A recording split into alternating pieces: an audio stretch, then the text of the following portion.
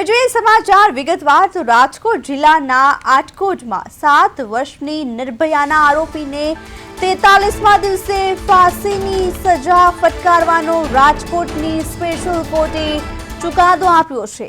આરોપીએ ક્રૂર રીતે બાળકીના ગુપ્તાંગમાં સળિયો નાખી ગંભીર ઇજા પહોંચાડી હતી। પોલીસે 8 ડિસેમ્બર આરોપીને ઝડપી 11મા દિવસે જ ચાર્જશીટ ફાઇલ કરી 12 જાન્યુઆરી એટલે કે 35મા દિવસે કોર્ટે ચુકાદો આપ્યો છે અને આરોપીને દોષિત ઠેરવ્યો છે।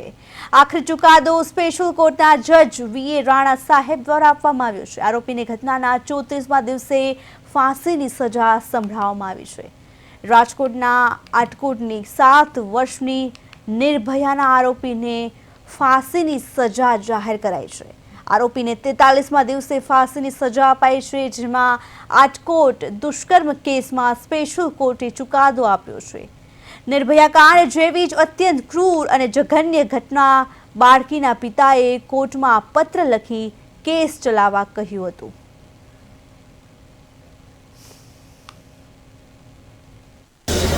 ગુજરાતના ગૃહમંત્રી શ્રી હર્ષભાઈ સંઘવી અને ગુજરાત પોલીસનો હું આ તકે ખૂબ ખૂબ અભિનંદન આપું છું કે આટકોટ મુકામે બનેલા 6 વર્ષની દીકરીના ઉપર બળાત્કાર કેસમાં આરોપીને ફક્ત 32 દિવસની અંદર નામદાર કોર્ટે ફાંસીની સજા સંભળાવી છે।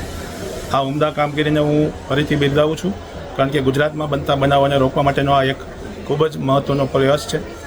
સમગ્ર દેશમાં ફક્ત 32 દિવસમાં કોઈ પણ આરોપીને સજા મળી હોય એવો આ પ્રથમ કિસ્સો છે। સાથે સાથે આરોપીને ભાગવાના પ્રયાસમાં એન્કાઉન્ટરમાં પણ હાફ એન્કાઉન્ટર જેવા પ્રયાસોથી પણ ગોળી પગમાં વાગવી। રાજ્યની બધી જ મહિલાઓ વતી મેં જોયું છે, મને અનેક લોકોએ ફોન કર્યો હતો કે આ 6 વર્ષની આટકોટની દીકરી જોડે જે ઘટના બની છે, પોલીસે મજબૂતાઈથી કામ કર્યું, ગોળી મારી, બધું બરાબર છે,